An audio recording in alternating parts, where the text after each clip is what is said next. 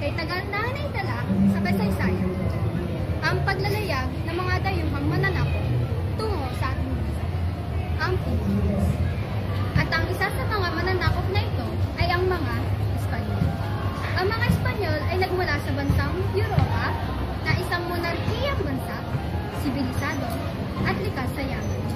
Ngunit, ano nga ba ang rasyonalisyon ng Europa sa paglalugad at pagsakop sa ating bansa? Ako po inyong samahan sa ating pagbalik-tanaw. Ang Asya, ito ay tinagurian bilang pinakamalaking kontinente na sumasaklaw sa humigit kumulang ng ikatlong bahagi ng mundo.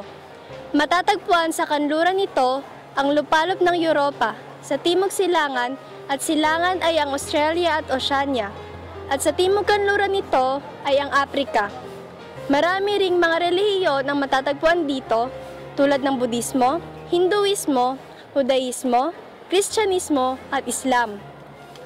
Ang Asya rin ang may pinakamalaking bahagdan ng populasyon. Marami ring mga magagandang tanawin ang matatagpuan dito, tulad ng mga nagtataasang bundok sa Himalayas, ang mga nagagandahang talon, mga monumento, templo, bulkan at kairami pa.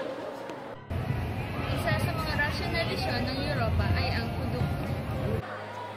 Sa Asya nagmula ang marami sa mga produktong kinahiligan ng mga Europeo at ito'y mula pa nung panahon ng mga Romano.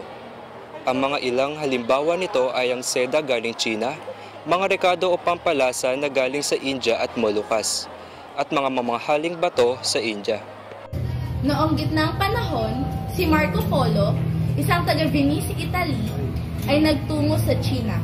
Siya ay naglingkod sa loob ng 13 taon bilang tagapayo ni Kublai Khan, isang Mongol na naging emperador ng China.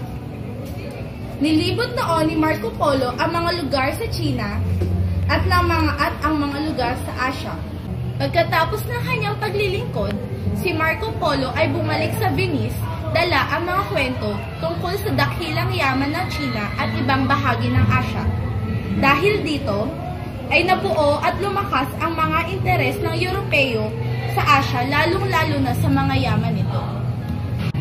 Maraming mga bagay at dahilan ang nag-joke sa mga Europeo upang tumaklas at manakot ng mga lugar na hindi pa Kristyanado, at ang isa sa mga dahilang ito ay ang mga krusada.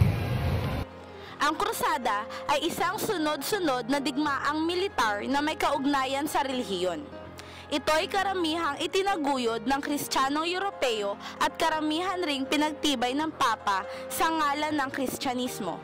Ang layunin ng krusada ay ang mabawi ang Jerusalem at ng banal na lupain mula sa kapangyarihang Muslim.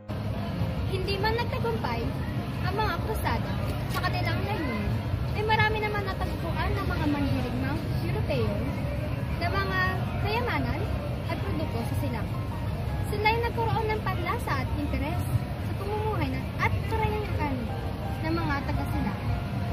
Ang mga rekadong cinnamon, paminta, luya, at kung ano-ano pa ay nakasunod.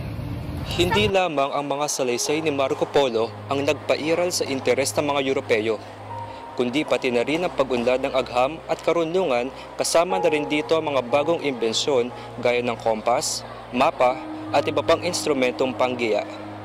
Ito'y nagbigay lakas ng loob sa mga nabigador upang puntahan ang mga lugar na hindi pa naaabot ng mga taga-kanluran. Sa ating pagtalakay, ating natuklasan ng iba't ibang rasyonalisyon ng paggalugad at pagsakop ng mga Europeo. Ang kanilang pagsakop sa isang lugar ay may kapalit na kapangyarihang mamuno sa mga nasasakupan at mapasakan nila ang mga kayamanan ng lugar. Ngunit ating masasabi na ang layunin ng Europeo ay mapalaganap ang relihiyong Kristyanismo.